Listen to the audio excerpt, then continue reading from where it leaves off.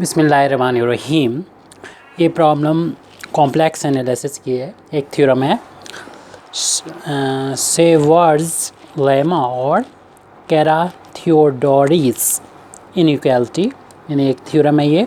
इसका स्टेटमेंट ये है, if F Z is a analytic for Z modulus less than 1 and satisfies the conditions. तो यहाँ पर कंडीशंस, दो कंडीशन ये दे रखे हैं कि f z modulus less than equal to 1 and f at 0 is equal to 0, ये कंडीशन दे रखी है। और बताएगी कि एफ जेड एनालिटिक है इस रीज़न में और इस कंडीशन को सेटिस्फाई कर रहा है। तो रिज़ल्ट क्या होगा इस थ्योरम का, अगर कोई फंक्शन एनालिटिक होगा इस रीज़न में और साथ में ये दो कंडीशन सेटिस्फाई करेगा, तब ज़रूर ही ये बात होगी कि एफ जेड का जो मॉडुलस होगा वो लेस देन होगा जेड के मॉडुलस से, एंड एफ डैश एट 0 पर वैल्यू का जो मॉडुलस लेंगे वो भी 1 से कम होगा। और यहाँ पर इक्वलिटी होल्ड, यानी जो इक्वल के जो साइन हैं होल्ड करेंगे only if F Z is a linear transformation, यानी ये इक्वल तभी होगा तब जबकि ये जो एफ जेड होगा वो एक लीनियर ट्रांसफॉर्मेशन होगा, इस तरीके का होगा w is equal to e to the power I alpha into z, where alpha is a real constant. यहाँ पर w is equal to f z होता है, जैसे कि हम लोग जानते हैं। तो इस थ्योरम का हम लोग आप वो देखेंगे प्रूफ। इसके लिए एक यहाँ पर सर्किल ले रहे हैं, let C be the circle z modulus is equal to r, ये हम लोग जानते हैं एक सर्किल होता है। और इस कंडीशन को सेटिस्फाई कराने के लिए आर की जो वैल्यू है वो हम लेंगे 1 से कम लेंगे, ताकि इस रीज़न को वो डिफ़ाइन करें और हम क्लियर कर सकें कि ये जेड प्लेन में एक सर्किल है जिसकी रेडियस आर के इक्वल है और यहाँ पर एक्स एक्सिस है, वाई एक्सिस है, और ये आर की जो वैल्यू है वो 1 से कम है। इस रीज़न में ये फंक्शन एफ जेड एनालिटिक है, जैसे कि हमको यहाँ पर बताया गया है। इसके बाद हमें कह सकते हैं so F Z is analytic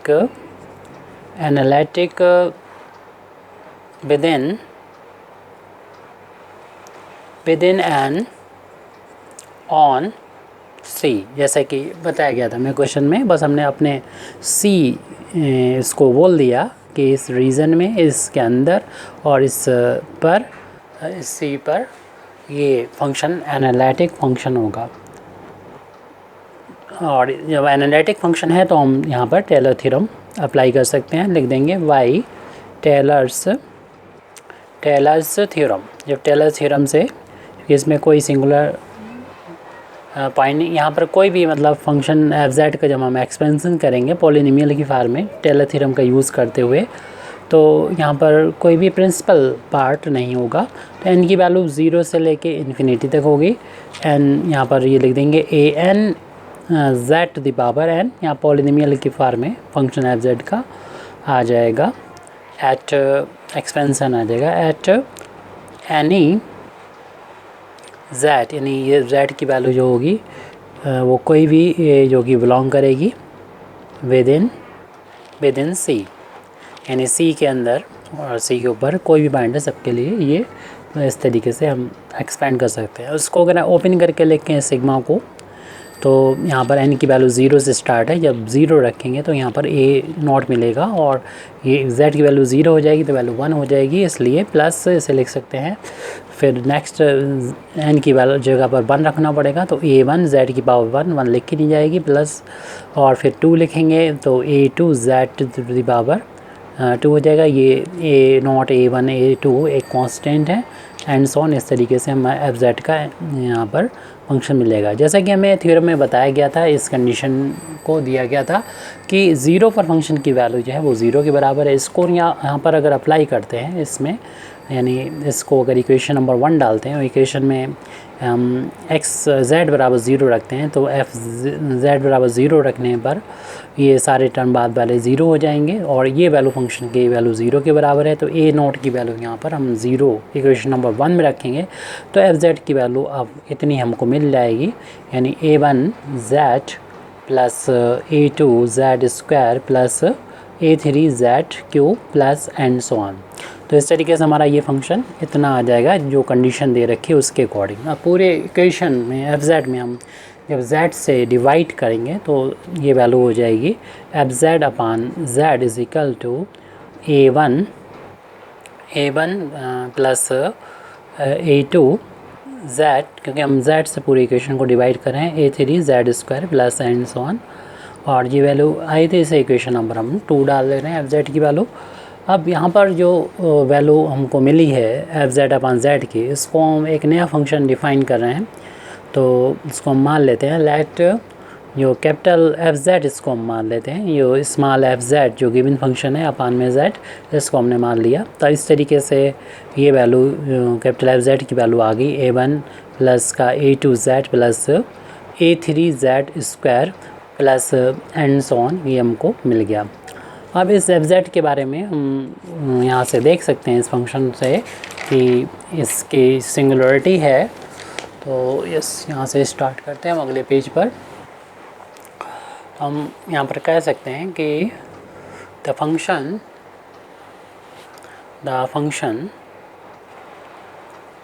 capital F Z has a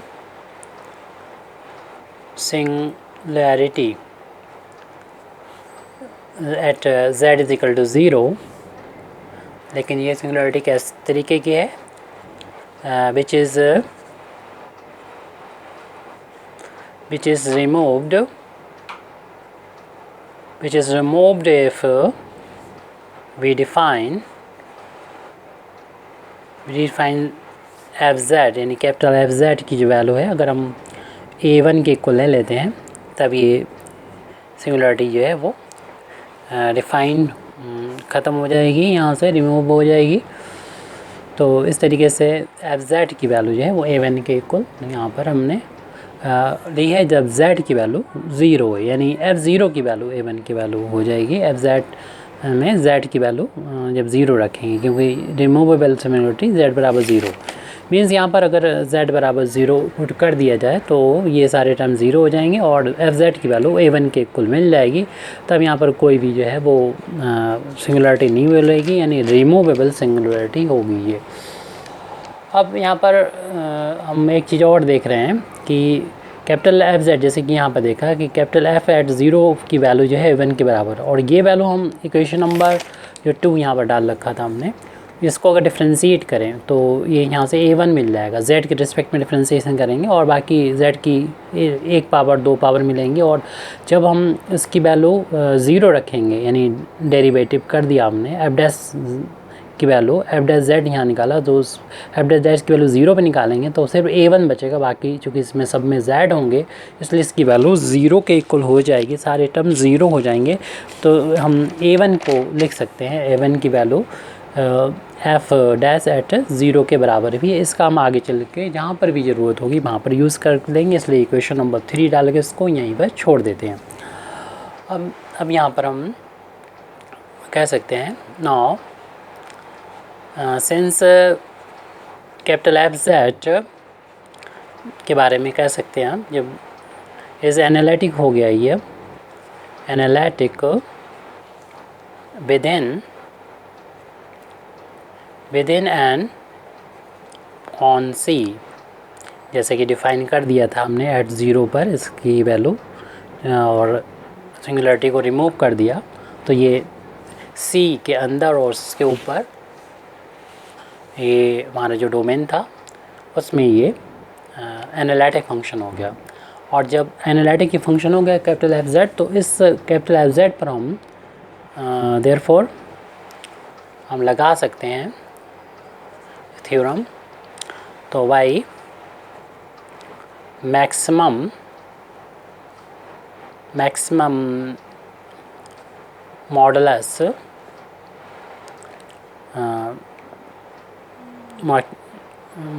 modulus theorem को यहाँ पर अप्लाई कर देंगे, जो कि हम लिख दे रहे हैं। मैक्सिमम मॉडुलस थ्योरम के अकॉर्डिंग कैपिटल एफ जेड का मॉडुलस reaches its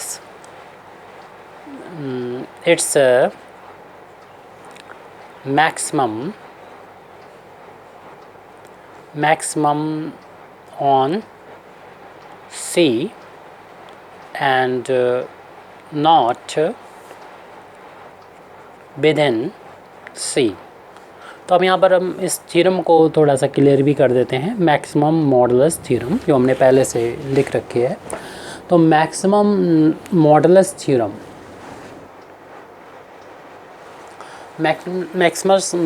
थ्योरम जिसका स्टेटमेंट है, if F Z is analytic with in and on, जैसे कि हम अपना फंक्शन कैपिटल एफ जेड था तो वो भी एनालिटिक फंक्शन था क्लोज कंटूर सी पर, क्योंकि ये सर्कल था हमारा, ये सर्कुलर डिस्क थी तो वो क्लोज कंटूर होती है, तो हमारा जो फंक्शन है वो भी एनालिटिक है और क्लोज कंटूर सी पर। Then the point giving the maximum value of F Z can lie on the boundary C.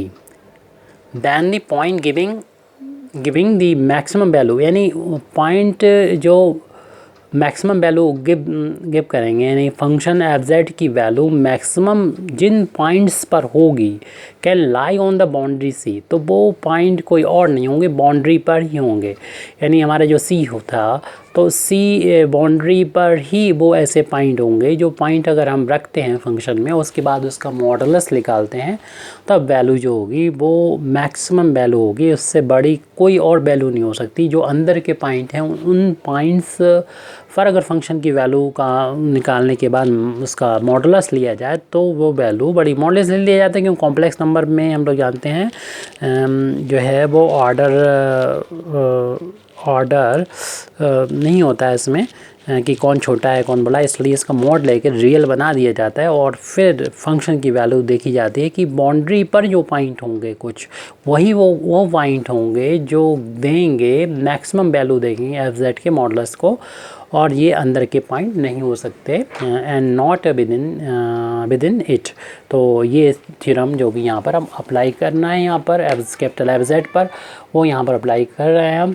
तो यहाँ पर हम कह सकते हैं एडेस्ट इस थ्योरम को अप्लाई करने पर कि जो कैपिटल एफ जेड है का मॉडुलस है, उसकी वैल्यू हम कहीं पे ले लें, एट जेड विद इन सी, यानी इस सी के अंदर कोई भी वैल्यू ले लें तो वो उसका मॉडुलस एफ जेड का मॉडुलस छोटा होगा। किससे छोटा होगा? जो मैक्सिमम एफ जेड की वैल्यू है उससे। और ये मैक्सिमम एफ जेड की वैल्यू कहाँ मिलेगी? विच इज़ रीच्ड, जो कि मिलेगी ऑन सी पर ही मिलेगी इस थ्योरम के अकॉर्डिंग, जैसे कि हम सारी कंडीशन लगा चुके हैं। तो ये वाला साइन तो ऐसे ही रहेगा, लेकिन इसके इक्वल जो वैल्यू चलेगी वो हम यहाँ पर लिख रहे हैं, यानी ये वैल्यू छोटी रहेगी इस वैल्यू से, लेकिन ये जो नीचे लिख रहे हैं ये वैल्यू आपस में बराबर है, तो उसको लिख रहे हैं। तो value of capital F Z का मॉडुलस फॉर एफ जेड का modulus is equal to r, यानी ये तो बाउंड्री है, यानी ऑन सी है, तो सी किस पे था? Z modulus equal to r पे। तो और इसके अंदर वाले जो पॉइंट होते हैं यहाँ पर होते हैं, यानी ये क्या है? जेड का मॉडुलस इक्वल टू आर है, और इसके अंदर वाले जो पॉइंट हैं वो z modulus less than r के अंदर के पॉइंट होते हैं। तो इसलिए यहाँ पर इसको इस तरीके से लिख दिया दूसरी फॉर्म में, और इसे हम इक्विवेलेंटली लिख सकते हैं वैल्यू ऑफ, यहाँ पर ये कैपिटल एफ जेड की वैल्यू जैसे कि हम लोगों ने पीछे डिफाइन की थी, यानी कैपिटल एफ जेड इतना तो हमारा small f Z upon Z, जिससे हमें मतलब है क्योंकि कैपिटल एफ जेड तो अपनी तरफ से माना हुआ है, तो small f Z upon Z इसकी वैल्यू रख दी, इसका मॉडुलस यहाँ पर लिख देंगे। और ये किसके लिए, for z modulus equal to r। फिर इस मॉड को जो पूरे पे लगा हुआ है इसको हम बांट देंगे, अलग अलग बढ़ जाएगा, जैसा कि हम लोग जानते हैं इसकी प्रॉपर्टी होती है, यानी एफ जेड का मॉडुलस अपान जेड का मॉडुलस, और इसे लिख देंगे for z modulus is equal to r। ये तो भी चले गई। अब जैसे कि हम लोग देख चुके हैं थ्योरम में हमको दे रखा था, गिवन है हमको, जो शुरुआत में स्टेटमेंट था उसी को हम ले आते हैं कि ये कंडीशन सेटिस्फाई करना ज़रूरी है, तब हम इस थ्योरम को प्रूव कर पाएंगे। मतलब इतने गिवन है कि एफ जेड का मॉडुलस है लेस देन इक्वल टू 1 है, तो इस वैल्यू को हम यहाँ पर लिख लेते हैं कि ये वैल्यू जो है वो ये जब हम, चूँकि एफ जेड जो है वो उससे आर के इक्वल है, तो इसको तो हम आर के बराबर रख देंगे, और ये वैल्यू जो है जो कि कम है 1 से, तो ये हम इसे 1 मतलब एफ जेड की वैल्यू 1 जब लिखेंगे तो ये वैल्यू कम रह जाएगी, और ये वैल्यू जो होगी वो यहाँ पर ज़्यादा हो जाएगी। और आर के बारे में बता दें कि आर के बारे में पता है कि आर की वैल्यू 1 से यहाँ पर कम है। तो इस तरीके से जो हमारा एफ जेड की वैल्यू चल रही थी, एफ जेड का जो मॉडुलस चल रहा था वो, यानी कैपिटल एफ जेड जो हमारा आया था, कैपिटल एफ जेड का मॉडुलस जो है 1/r से कम है, और इसको हम देख रहे हैं कि ये वैल्यू जो होगी वो 1 के इक्वल हो जाएगी अगर एज r टेंस टू 1 जाएगा, यानी जैसे जैसे r की वैल्यू 1 की तरफ बढ़ेगी वैसे इस वैल्यू की जो है एफ जेड के मॉडुलस की वैल्यू 1 की तरफ बढ़ेगी। इस और ये किसके लिए है, तो हम इस तरीके से कह सकते हैं कि बाकी के लिए, ये तो बाउंड्री के लिए हो गया, लेकिन बाकी अंदर की जो पॉइंट है उसके लिए हम कह सकते हैं कि एफ जेड का जो मॉडुलस है वो लेस देन 1 होगा, और ये किसके लिए, फॉर z के मॉडुलस 1, क्योंकि ये अंदर की जो पॉइंट है उस c के, तो उसके लिए ये वाली कंडीशन सेटिस्फाई हो गई। इसको हम इक्वेशन नंबर नेक्स्ट डाल देते हैं 4, क्योंकि यहीं से हम अपने 2 रिज़ल्ट जो फाइंड करना है यहाँ से 2 पार्ट में इसको बांट लेंगे।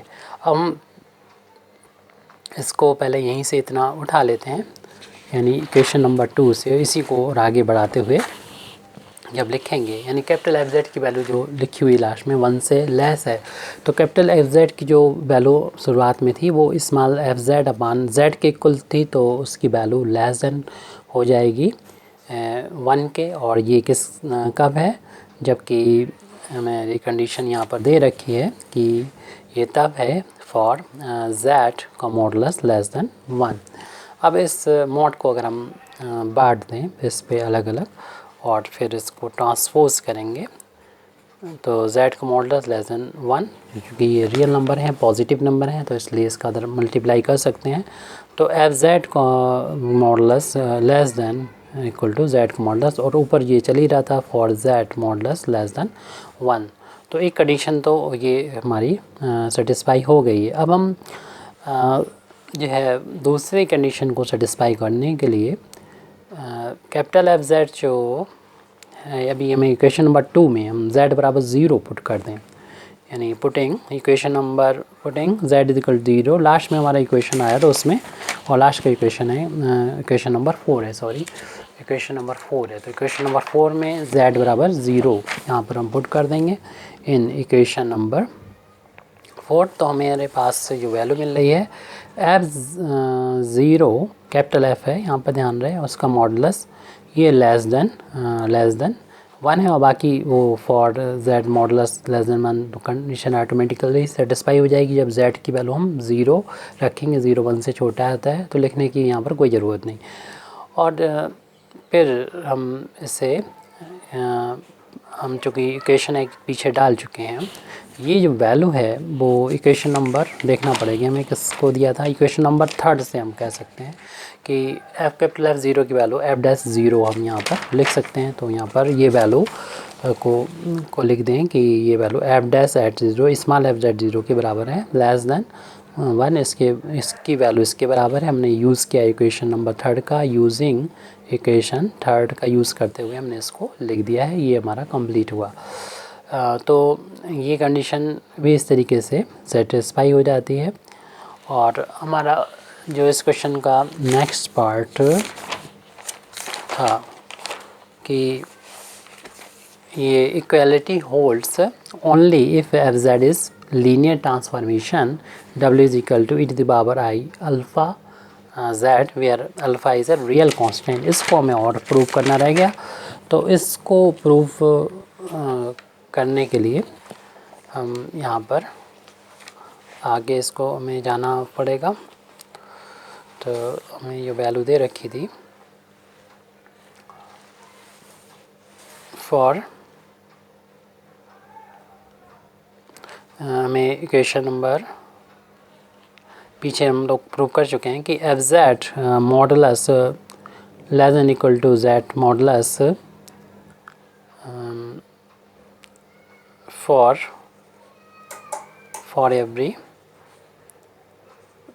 for every z modulus less than equal to 1 के लिए ये कंडीशन थी।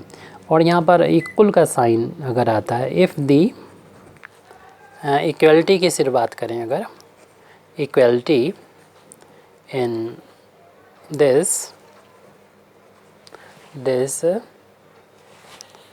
hold at a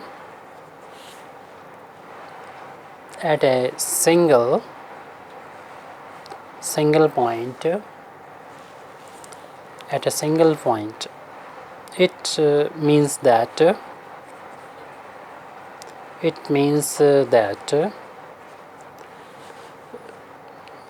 ये हमारा फंक्शन था F Z, capital F Z का मॉडुलस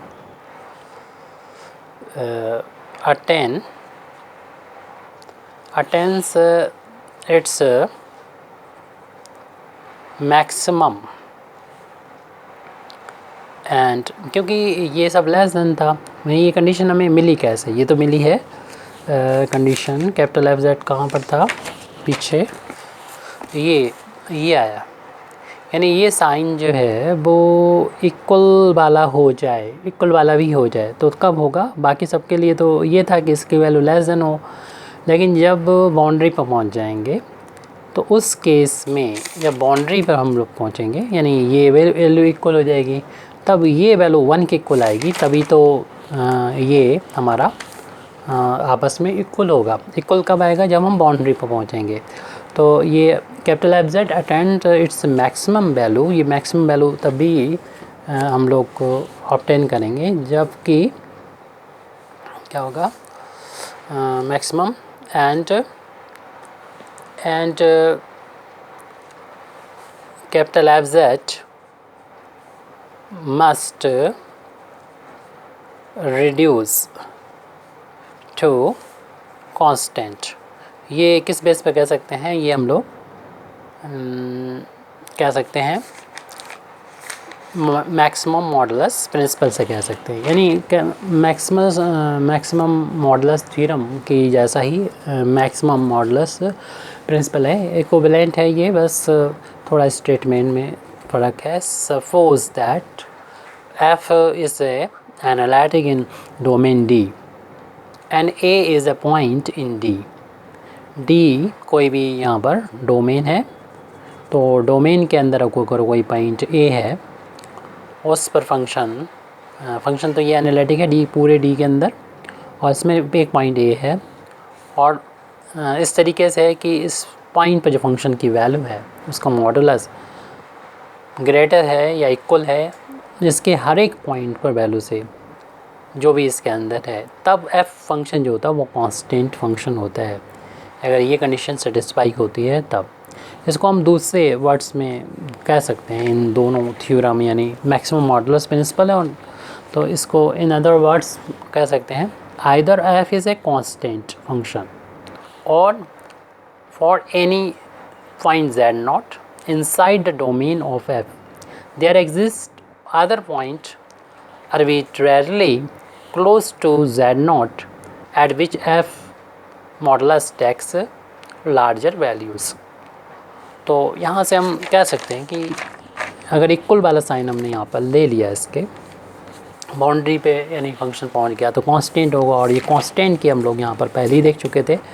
इसकी जो मैक्सिमम वैल्यू है वो 1 के इक्वल आएगी। तो यहाँ पर हम कह सकते हैं कि ये वैल्यू जो होगी कैपिटल एफ जेड की जो वैल्यू मैक्सिमम वैल्यू होगी वो 1 के इक्वल आएगी। और इसकी जो वैल्यू है वो हम पीछे लिख चुके हैं, स्मॉल एफ जेड अपन जेड था इज इक्वल टू 1। इसको जब ट्रांसपोज करेंगे तो एफ जेड की वैल्यू हो जाएगी जेड, और ये यहाँ पर सॉरी मॉडुलस होगा यहाँ पर, और जब मॉड यहाँ से हटाएंगे तो फिर मल्टीप्लाई हो जाएगा, क्योंकि हम लोग जानते हैं कि जैसे ई की पावर आई अल्फ़ा हो तो इसकी वैल्यू, इसका वैल्यू तो मालूम ही है आपको, कॉस अल्फ़ा प्लस आई साइन अल्फ़ा होती है यूलर फार्मूले से।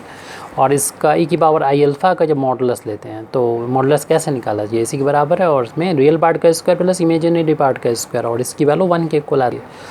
तो फिर हम ये मॉडुलस यहाँ पर, यानी यहाँ पर मॉडुलस लगा हुआ है तो वैल्यू 1 के इक्वल आ गई। यानी इसको लिख सकते हैं E1 को लिख सकते हैं E to the power I alpha लिख सकते हैं, अगर हमारा ये मॉडुलस दोनों साइड में है। अब मॉडुलस अगर हटाएंगे तो फिर एफ जेड अपान जेड की वैल्यू जो होगी E to the power I alpha के इक्वल आ गई। मीन्स हम 1 को लिख सकते हैं E to the power I alpha का मॉडुलस। यहाँ पर अल्फ़ा कोई भी कांस्टेंट ले लीजिए, रियल कांस्टेंट ले लें, और जब हम मॉड से मॉड दोनों तरफ हटाएंगे तो फिर ये इसके बराबर हो जाएगी। तो एफ जेड की वैल्यू आ जाएगी z into e to the power I alpha. I alpha यहाँ पर एक रियल कांस्टेंट है, हमको यही प्रूव करना था। Thank you very much Indeed for listening me. व आखिर दामन अल्हम्दुलिल्लाहि रब्बिल आलमीन।